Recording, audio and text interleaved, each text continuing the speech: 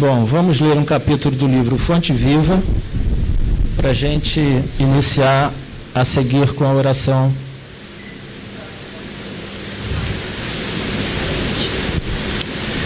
É o capítulo 62, Devagar, mas sempre. Mas ainda que o nosso homem exterior se corrompa, o interior, contudo, se renova de dia em dia. Paulo, segunda carta aos Coríntios, capítulo 4, versículo 16. Comentários de Emanuel. Observa o espírito de sequência e gradação que prevalece nos mínimos setores da natureza. Nada se realiza aos saltos, e na pauta da lei divina não existe privilégio em parte alguma. Enche-se a espiga de grão em grão. Desenvolve-se a árvore milímetro a milímetro. Nasce a floresta de sementes insignificantes. Levanta-se a construção peça por peça. Começa o tecido nos fios. As mais famosas páginas foram produzidas letra a letra. A cidade mais rica é edificada palmo a palmo. As maiores fortunas de ouro e pedras foram extraídas do solo fragmento a fragmento. A estrada mais longa é pavimentada metro a metro. O grande rio que se despeja no mar é conjunto de filetes líquidos.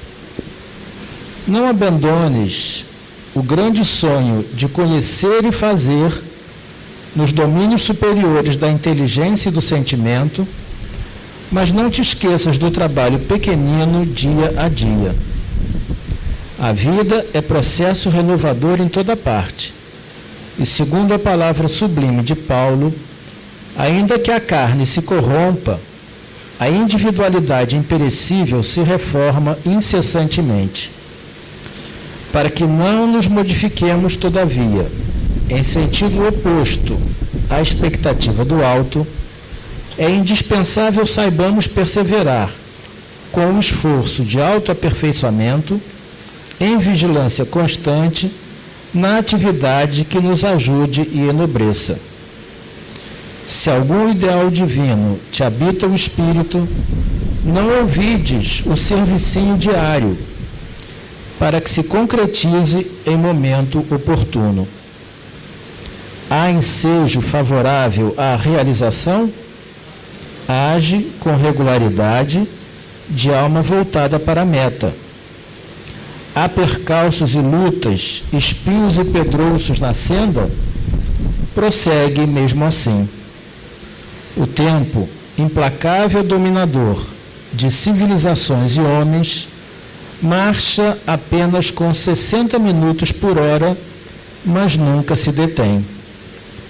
Guardemos a lição e caminhemos para diante, com a melhoria de nós mesmos, devagar, mas sempre.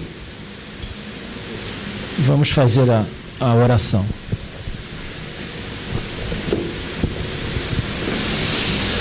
Amigo Jesus, estamos reunidos em Teu nome, confiando que Tu estás conosco. Obrigado pela oportunidade que se renova do convívio fraterno entre amigos, do ensejo de crescermos em conhecimento sobre a doutrina que esclarece o Teu Evangelho, e obrigado pela assistência espiritual, pela presença dos Teus mensageiros a nos socorrer, a nos fortalecer, a nos ajudar nas nossas dificuldades, fortalecendo-nos a vontade de prosseguir, mesmo que a caminhada seja difícil e lenta. Mas como nos traz a lição inicial, devemos perseverar no bem, buscando nossos ideais de transformação moral, mesmo que demoremos a atingir a meta. Abençoa todos os presentes, as casas espíritas do Meier, que participam desse encontro de confraternização e estudos. Fica conosco e guarda-nos em paz. Que assim seja. Nós temos a presença hoje amiga do Guilherme Kremer, que se ofereceu e aceitou o nosso convite de fazer a exposição da noite. O tema será a terceira revelação de Kardec a Bezerra. Vamos ouvi-lo então.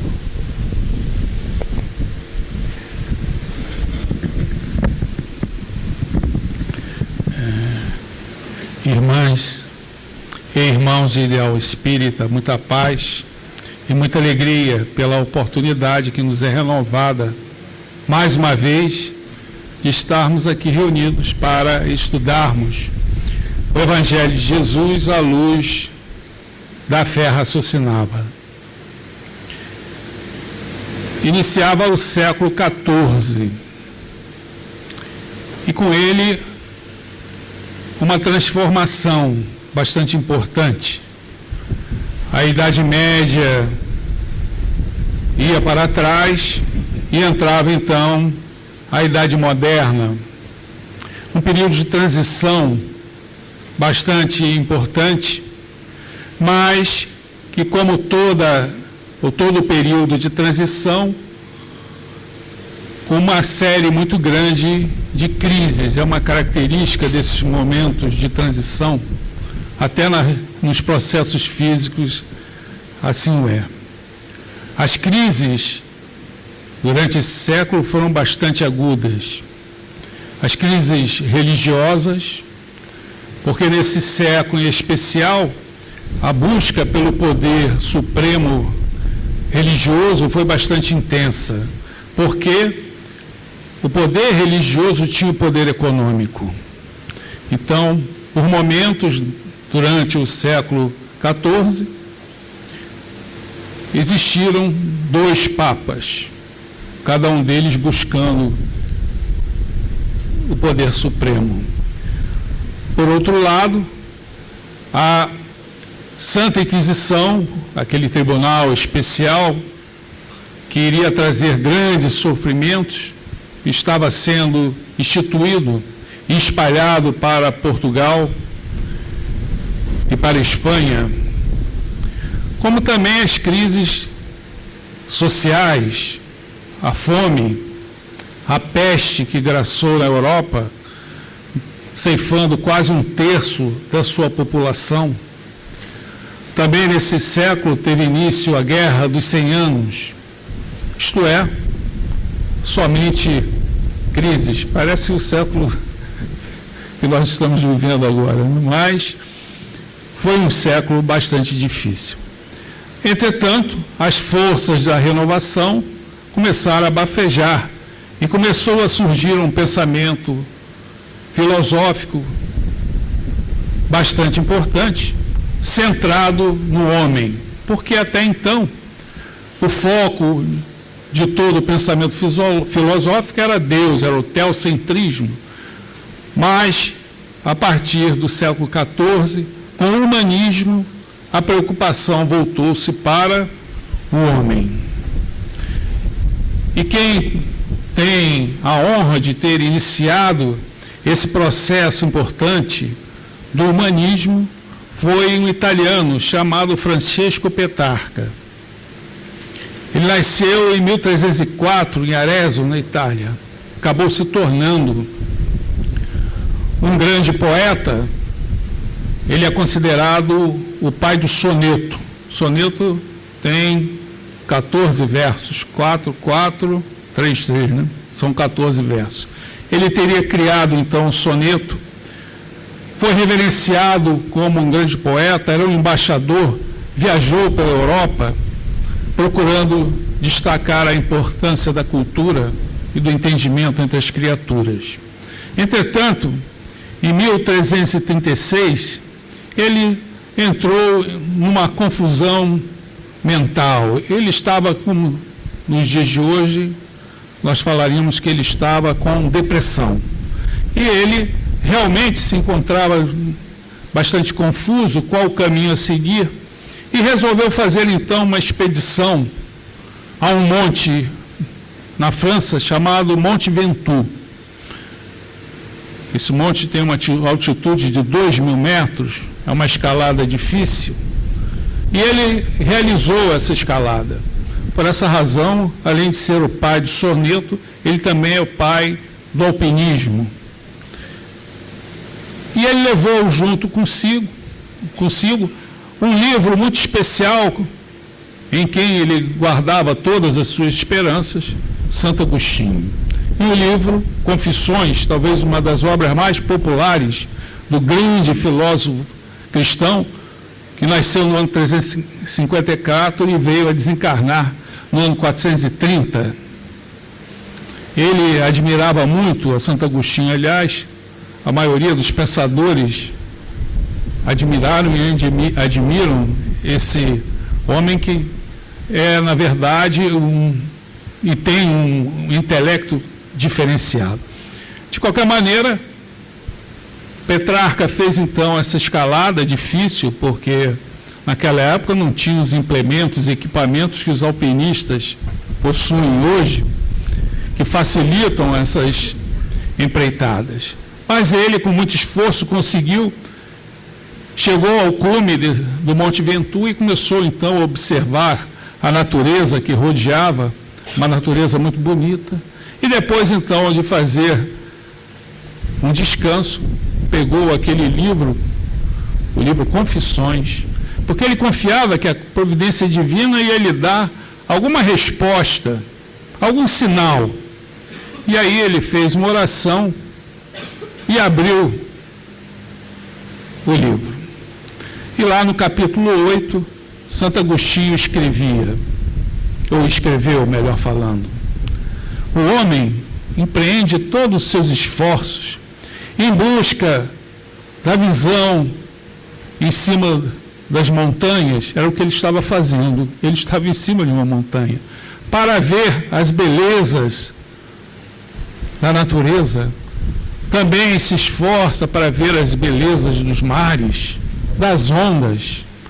Também busca e se esforça para ver as belezas do firmamento, as estrelas, os astros, e esquece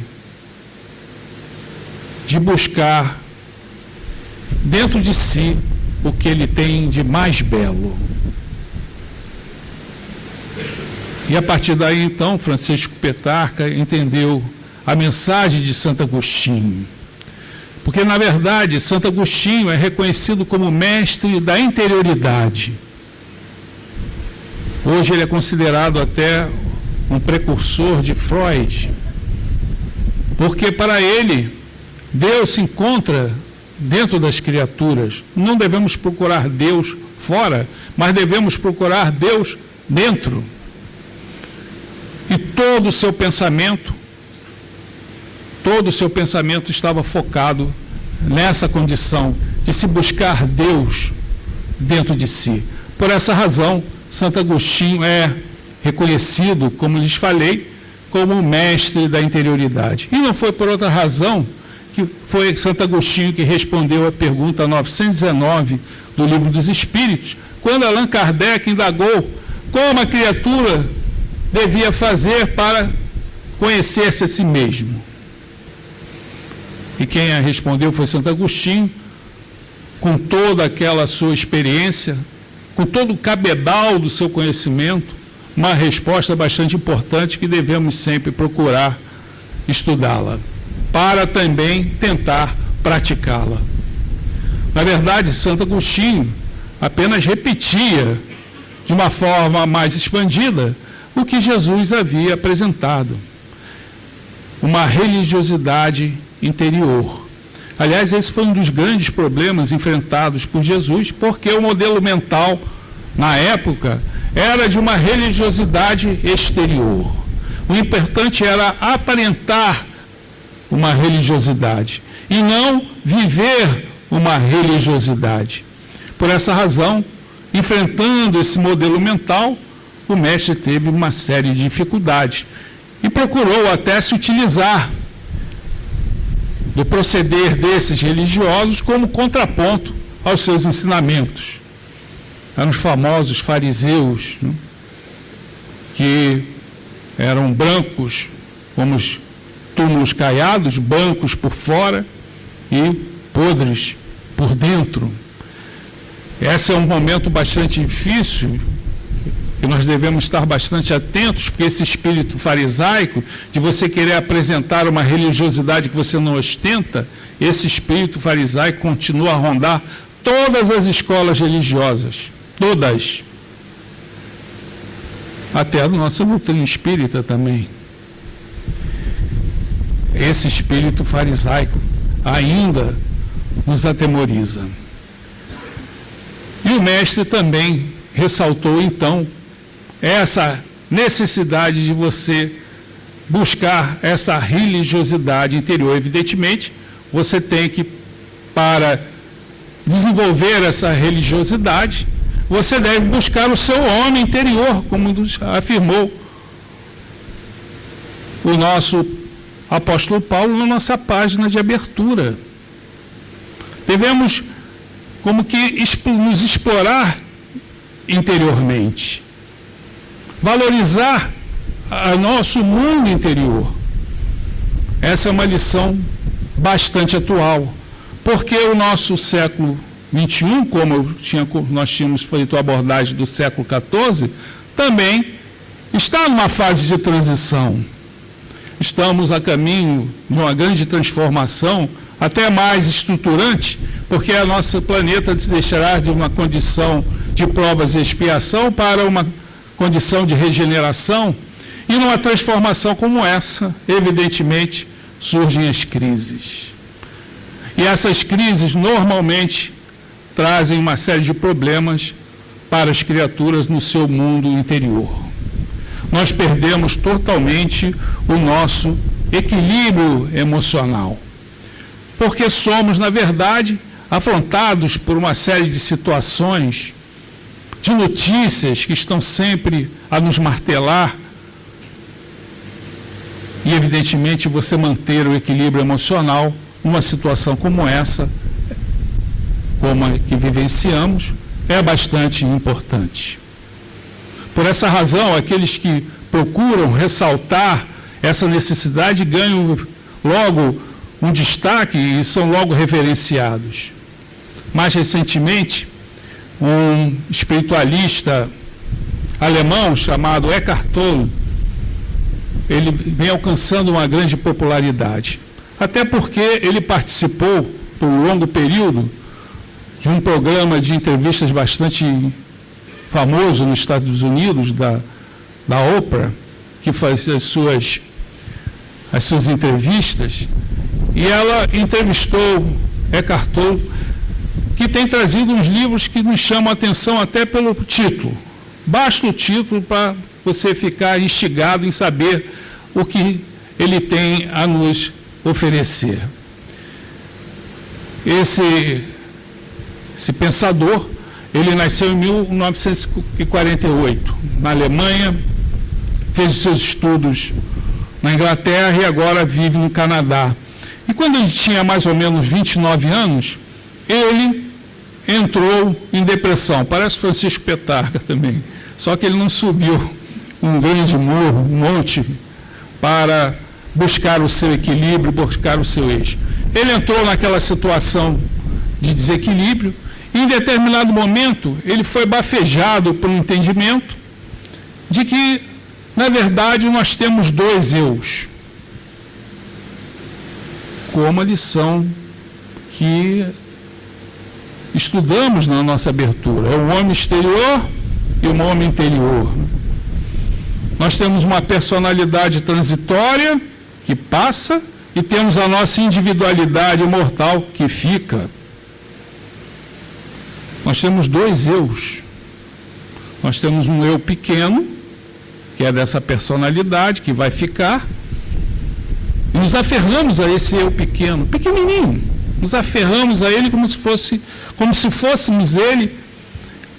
Entretanto, a partir desse interesse, esquecemos do nosso verdadeiro eu, da minha individualidade ou da nossa individualidade imortal, que essa vai permanecer, irá envergar uma outra personalidade numa reencarnação futura. Nós temos que, na verdade, reduzir esse nosso personalismo. E, evidentemente, quando reduzimos o nosso personalismo, o que sobressai é a nossa individualidade.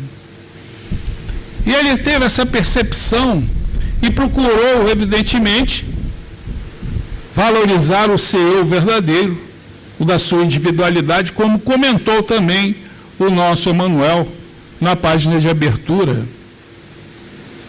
E ele procurou, a partir daí, levar a sua experiência. Escreveu um livro cujo título eu gosto muito, O Poder do Silêncio. Só esse título já nos chama a atenção. O silêncio é muito importante.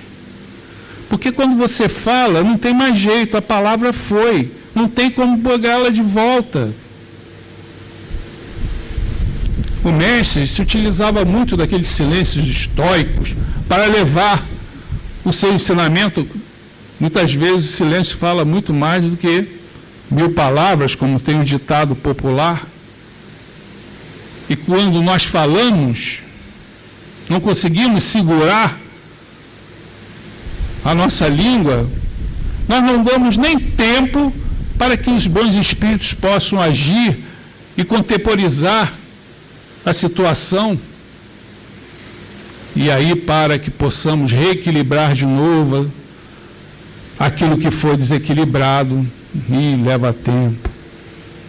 Isso porque nós não soubemos manter o silêncio. E mais recentemente, esse espiritualista, ele lançou um outro livro chamado O Poder do Agora, o que é muito importante, quando ele ressalta que as criaturas devem vivenciar o seu momento de agora, o seu hoje. Porque, na verdade, quando estamos com o nosso desequilíbrio, com o nosso emocional desequilibrado, nós estamos presos no passado ou fixados no futuro e esquecemos de viver o agora, o momento presente, que é tão importante. É fundamental. Jesus, numa pequena parábola, ele procurou ressaltar isso, é a parábola dos 2 filhos. Um senhor tinha uma vinha e 2 filhos. Chamou o primeiro: filho, vai hoje trabalhar na minha vinha. E aí esse filho falou: ah, pai, eu vou. Mas não foi. E aí o dono da vinha resolveu fazer a mesma pergunta para o outro filho: filho, vai hoje, agora, trabalhar na minha vinha. E esse filho, talvez mais sincero: pai, eu não vou. Entretanto, refletindo, foi. Evidentemente, esse segundo filho atendeu o chamado de Deus. Uma parábola simples, mas uma densidade espetacular. Nós sabemos que cada um de nós possuímos uma vinha, um campo de trabalho. É aquele ditado popular, né? Cada um tem o seu tapete, né? Cada um tem suas provas, cada um tem as suas expiações. Como cada um tem o seu momento, cada um tem o seu hoje.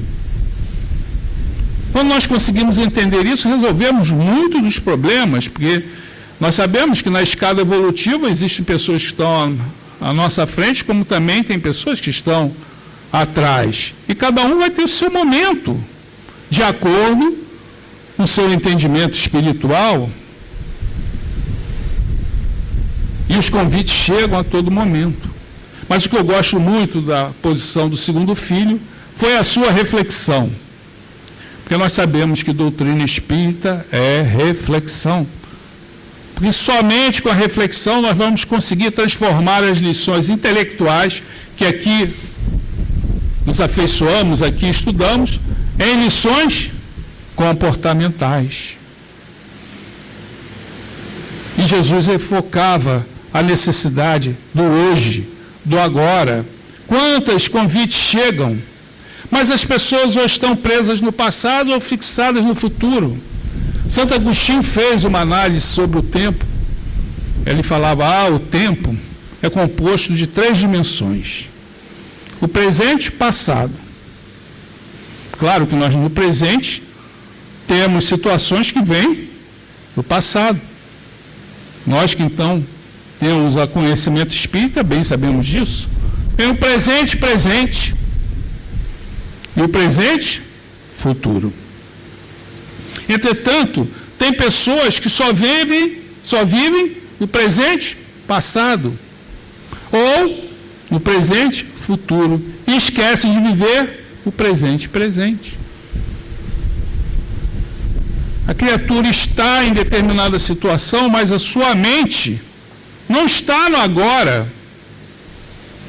está no ontem ou no amanhã, ou presa como uma pedra de sal, como Jesus afirmou por 2 vezes. Olha, lembrem-se da mulher de Ló, ela se transformou numa pedra de sal, porque ficou voltada para trás, estava ligada ao passado presente, ou presente passado.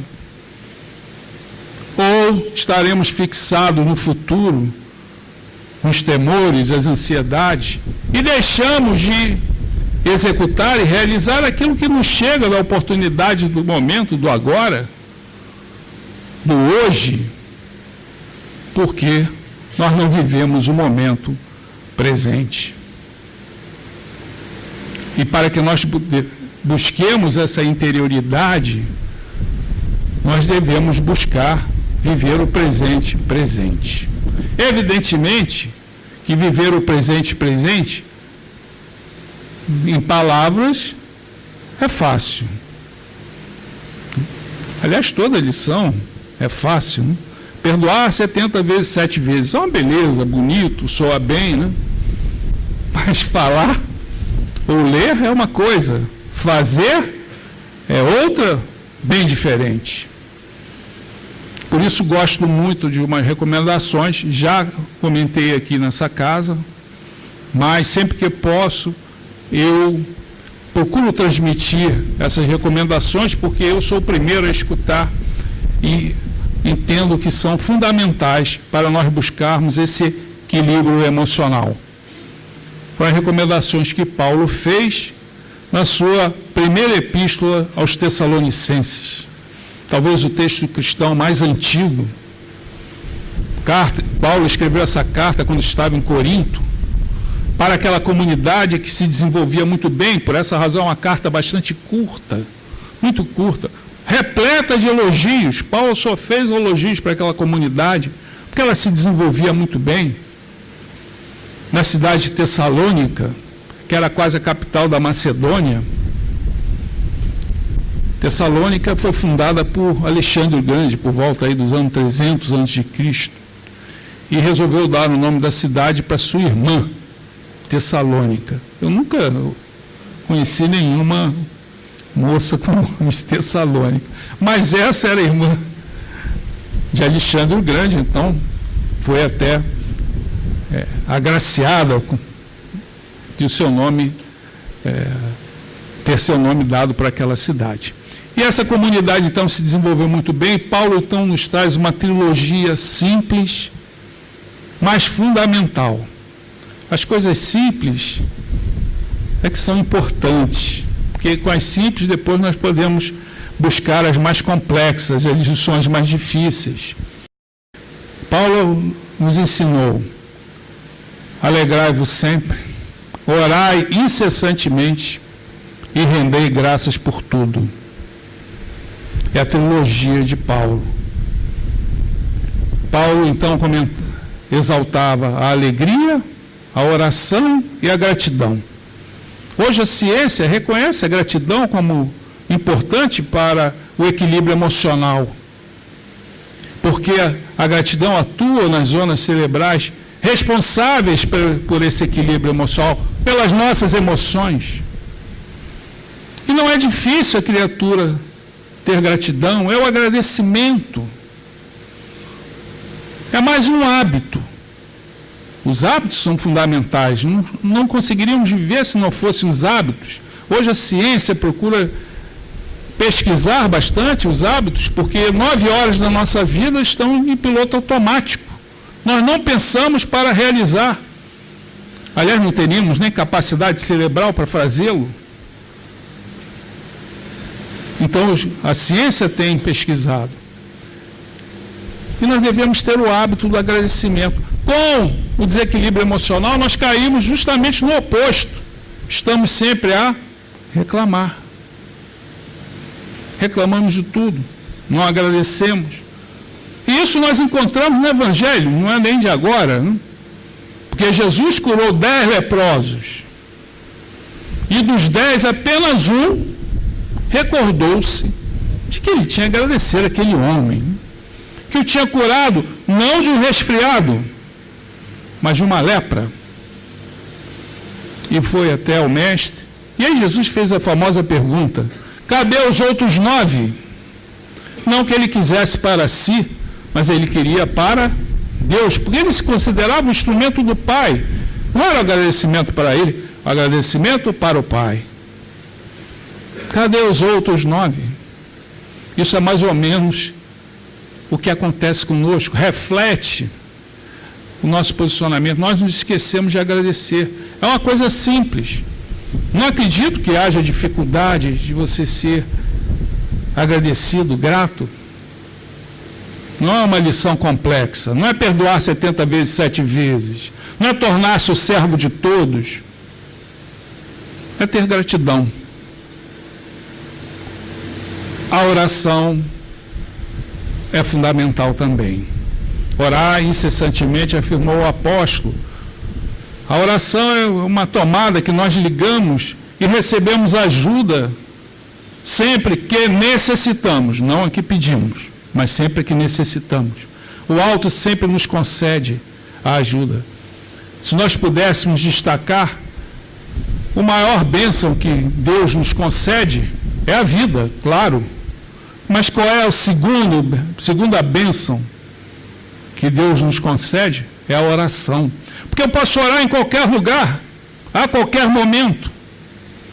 Estarei em contato com os altos comandos da vida e receberei aquela ajuda tão necessária. Porque sem a oração, gente, não dá. Sem a oração, não dá. O nosso Santo Agostinho, ele fez um estudo. A sua obra é muito vasta. Escreveu livros, sermões, cartas, enfim. E ele escreveu um livro sobre o Sermão da Montanha. E ele fez uma abordagem sobre a oração e estudou essa palavra, essa orientação do apóstolo Paulo. Orar incessantemente. Orar incessantemente, segundo Santo Agostinho, é você estar em estado de prece. A única pessoa que eu identifiquei e me foi informado que vive em estado de prece é a ministra veneranda de nosso lar. Ela está sempre em estado de prece. Mas Santo Agostinho, lá no século IV, ele já mencionava isso. As pessoas devem estar em estado de prece. E qual era a recomendação de Santo Agostinho? Para você ficar ou permanecer no estado de prece, você tem que ter foco em Deus. Foco em Deus é priorizar o Pai. Mas não basta apenas o foco. É necessário também o sentimento. Você precisa amar a Deus, que aliás é o primeiro mandamento, e o maior mandamento, amar a Deus sobre todas as coisas. E Santo Agostinho ainda traz uma outra orientação, até muito vindo da região oriental. Embora Santo Agostinho tenha passado por Milão, Roma, ele, na verdade, viveu na África. E sabemos que os orientais gostam muito de você utilizar uma palavra. Os hindus falam até naquele mantra, né? Então, Agostinho, escolha uma palavra, alguma coisa que funcionasse como um interruptor, que te levasse diretamente a esse estado de prece. Você, quando firmasse essa palavra, você já entraria nesse estado de prece. Essa foi a recomendação que o grande apóstolo, o grande Santo Agostinho nos fez. E, evidentemente, com a gratidão e com a prece nós vamos, evidentemente, em busca da alegria. Alegrai-vos sempre, afirmou o apóstolo. Claro que quando falamos em alegrai-vos sempre, nós estamos falando, o apóstolo está falando de uma alegria independente, não dependente das situações, mas uma alegria independente. A nossa alegria é dependente, depende de alguma coisa boa que nos vem acontecer. Entretanto, se você está com um desequilíbrio emocional, nem consegue identificar, você nem vai sentir essa alegria, que é fundamental, a alegria. Jesus separou um pouco, ele falava em alegria e felicidade é uma condição estruturante do espírito. Você só terá felicidade se for um espírito superior. A alegria não, é um estado emocional que você precisa desenvolver, porque a alegria é o penhor do bem que você vem a realizar para todas as criaturas. Aliás, a página do nosso informativo aqui do grupo nos traz uma história de João Evangelista que ressalta justamente a necessidade da alegria. Evidentemente, com essas orientações de Paulo, nós vamos buscar esse equilíbrio emocional, vamos procurar vivenciar o presente e vamos procurar, de alguma maneira, com esse equilíbrio emocional, avançarmos. Voltando ao nosso Francisco Petrarca, ele viria a desencarnar em 1374. Ele viveu 70 anos. Entretanto, em 1369, 5 anos antes, a providência divina, que jamais desamparou a humanidade, destacou um espírito para começar a modificar aqueles pensamentos religiosos, aquele proceder religioso em voga até então, queria culminar com a reforma no século XVI. Esse espírito mergulhou na matéria, na região da Boêmia, e o seu nome foi Jan Hus. Ele nasceu em 1364, ele acabou se tornando sacerdote, estudou teologia, foi reitor da Universidade de Praga, ele foi ordenado sacerdote por volta aí do ano 1400 e começou a pregar na famosa Capela de Belém.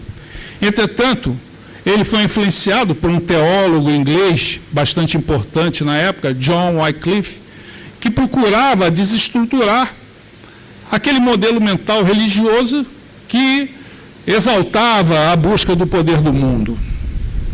As vendas e as indulgências, enfim, eles começaram a criticar e desestruturar esse modelo mental nefasto de sacerdotes equivocados. Evidentemente que, numa situação dessa, ele angariou para si uma reação muito grande. Em 1410, ele foi excomungado. Em 1415, ele foi chamado a participar do Concílio de Constança. Porque nesse Concílio de Constança iria se resolver o poder da Igreja, porque, como lhes falei no início, essa época existiam 2 papas, mas 2 papas não dá.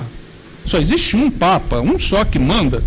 Então, que eles fossem para esse Concílio de Constança. Mas isso era muito chato, era necessário ter alguma coisa mais animada. Vamos julgar esse monge, esse sacerdote que vem escrevendo e vem atacando aqueles que têm um proceder equivocado. E Jan Hus foi então para esse concílio em Constança. Ele tinha recebido até um salvo-conduto, entretanto, acabou recebendo a sentença de morte na fogueira. E tinha um espírito indomável, porque quando estava já preparado para o seu sacrifício, com aquela lenha até o nariz, e a lenha, para uma atividade como essa, tinha que ser especial, não era qualquer lenha, tinha que ser uma madeira bastante seca, porque se fosse uma madeira úmida, a fumaça se levantaria, a criatura ia perder o sentido e não iria sofrer as dores das labaredas. Então tinha que ser uma lenha bastante seca. E que naquela situação o imperador enviou um emissário concedendo-lhe a liberdade caso ele refutasse suas ideias. Entretanto, esse homem teve a coragem moral, a coragem campeã de não retroceder e acabou morto. É interessante que esse espírito de Jan Hus, que foi, na verdade, um precursor da reforma, já que Lutero iria oficializá-la no século XVI, retorna ao mundo espiritual. Em 1804, esse mesmo espírito é chamado pelo mestre para que ele voltasse a uma nova experiência na matéria, para que ele pudesse, então, concretizar a promessa que Jesus havia feito no seu penúltimo dia aqui na Terra, lá na famosa ceia pascal, na noite de quinta-feira em Jerusalém, quando ele prometeu para a humanidade que iria enviar um outro Consolador. Era necessário que essa promessa fosse concretizada, e o momento era aquele. Vai hoje trabalhar na minha vinha, e o homem foi, reencarnou, e acabou codificando a doutrina espírita a partir de 1857, com a publicação do Livro dos Espíritos.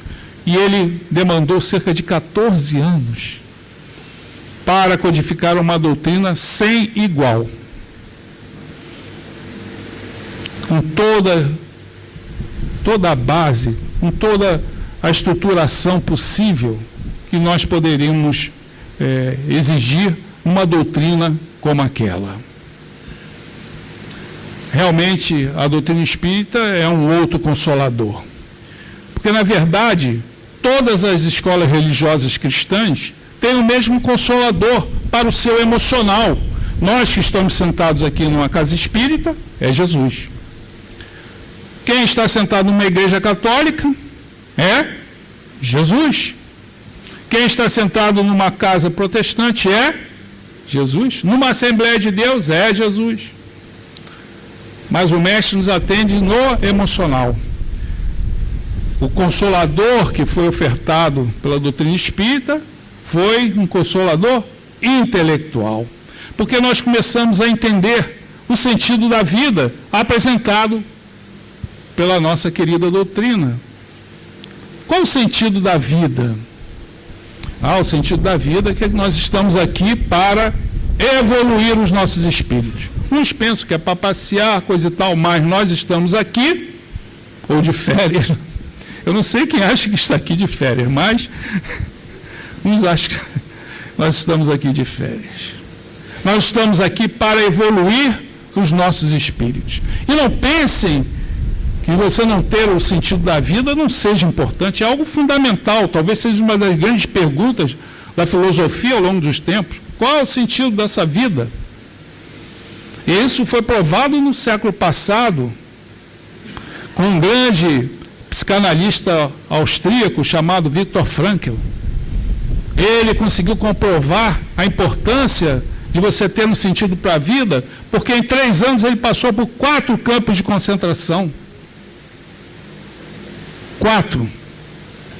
E ele teve a oportunidade até de não passar por uma situação como essa, porque em 1938 a Áustria foi invadida pela Alemanha nazista, e ele já tinha oportunidade, tinha recebido um convite, porque ele era um homem de ciência, um grande médico, convivera com Freud, se afastara dele, que para Freud tudo era sexo, e para ele era o sentido da vida. E Victor, então, pensou em se transferir para os Estados Unidos, porque ele recebeu um convite.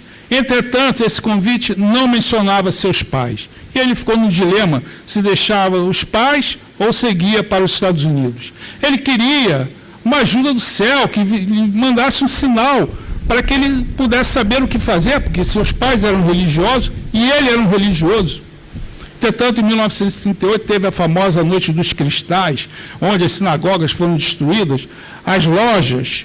E quando ele quis ir para a sinagoga, estavam todas destruídas. Então ele foi para a Catedral de Viena, fazer a sua oração, porque Deus está dentro de nós, e em todas as casas religiosas. E ele foi para a Catedral de Viena, pedindo a Deus que lhe desse um sinal. Depois de uns 3 dias dessa oração que ele fez na Catedral de Viena, ele chegou em casa e viu uma pequena lápide bonita, uma parte de uma lápide, assim na sua mesa. E ele surpreendeu com aquele pedaço de mármore e perguntou para a sua governanta quem havia trazido aquela pedra. Foi seu pai que trouxe essa pedra. E ele foi ter com seu pai, foi falar com ele. Pai, de onde é essa pedra? Ah, meu filho, eu fui visitar a sinagoga que eu frequento, mas ela estava destruída. E a sinagoga tinha um mural muito bonito, em pedra, com todos os 10 mandamentos. Eu gostava muito. E quando cheguei lá, estava destruído, achei esse pedaço e trouxe para você. E tinha lá os sinais em hebraico. E Victor perguntou, pai, o que está escrito aqui? É o 4º mandamento. Honrar pai e mãe. Então ele não viajou para os Estados Unidos, foi para o campo de concentração. Em 3 anos, passou por 4 campos e pôde constatar a importância de você ter um sentido para a vida. E a doutrina espírita nos dá. Nós estamos aqui para evoluir os nossos espíritos. Mas ainda complementa, trazendo a visão maravilhosa da justiça de Deus. Deus é justo. Não há sofrimento, ninguém sofre por acaso. Evidentemente, nós temos os nossos compromissos pretéritos. Então, se algo nos acontece, tem a sua justiça, porque ninguém sofre por acaso. Evidentemente, essa justiça é baseada na reencarnação.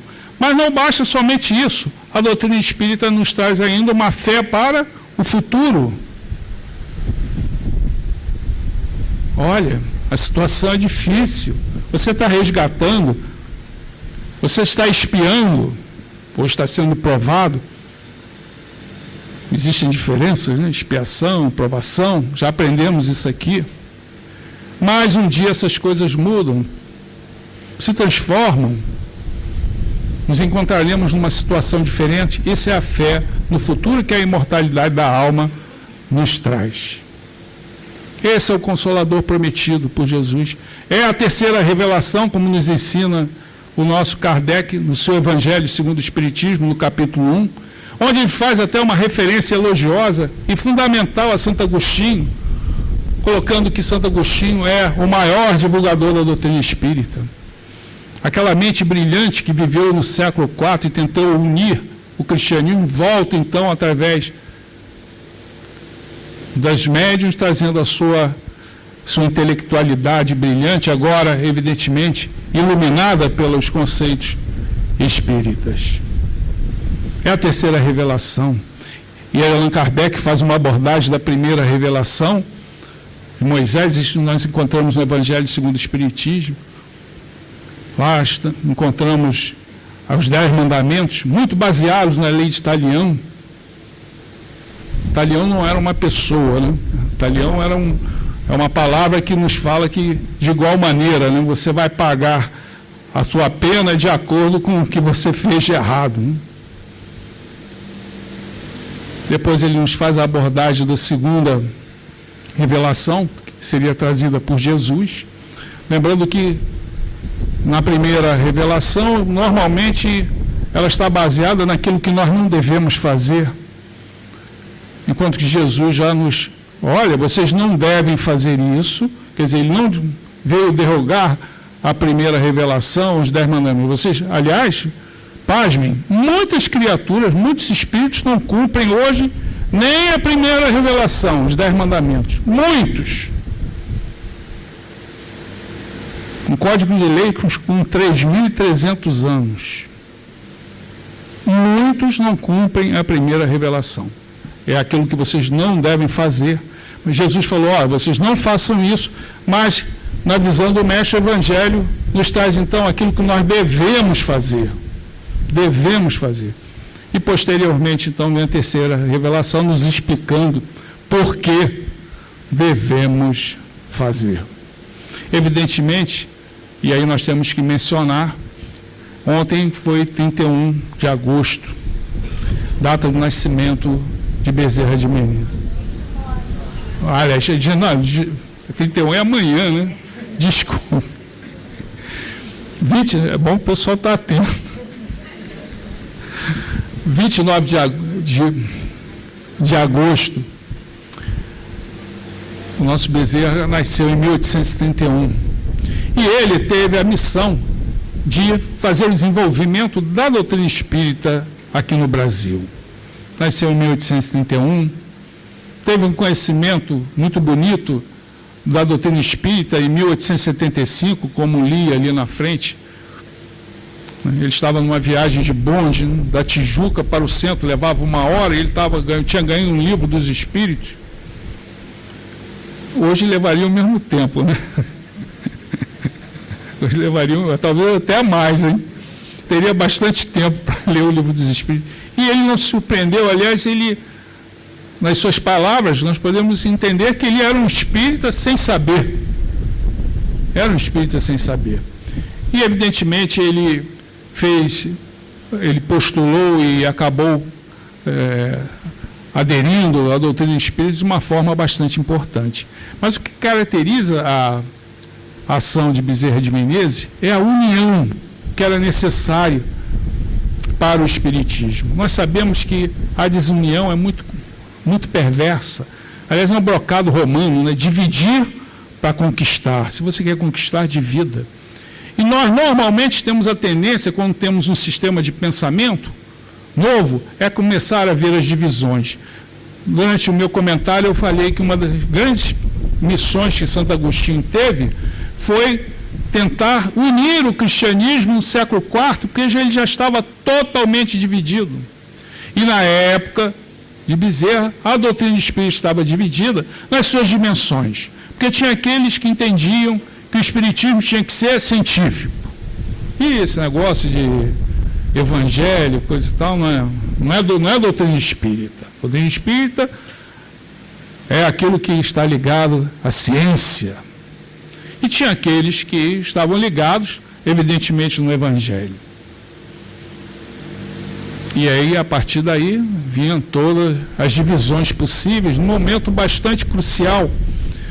E Bezerra, então, conseguiu, a partir de 1895 até a data do seu desencarne, em 1900, conseguiu unir a comunidade espírita de uma maneira que ela não se esfacelaria novamente.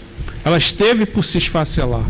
Foi a atuação de Bezerra que conseguiu amalgamar a doutrina espírita e amalgamou com Jesus.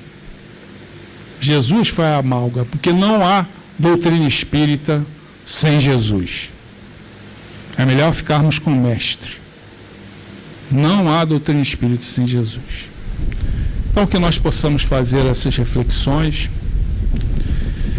agradecer a oportunidade que temos de estarmos nessa casa, estudando a doutrina espírita, que nos traz, como lhes falamos, o sentido da vida, algo tão importante. Ontem cheguei em casa, que eu dei uma outra palestra, e vi o noticiário e me surpreendi com uma tragédia lá na Barra, de uma criatura que acabou se matando e levando os seus filhos e a sua esposa. Evidentemente, esse companheiro é o mais infeliz de todos. Se ele tivesse o conhecimento da doutrina, certamente ele não cometeria tal insanidade. Então, é uma oportunidade que temos. Gostaríamos de agradecer a oportunidade do convite, sempre uma alegria aqui estarmos, e que possamos ter uma semana de muita paz, com saúde, e que possamos cumprir os nossos compromissos materiais e espirituais. Muita paz.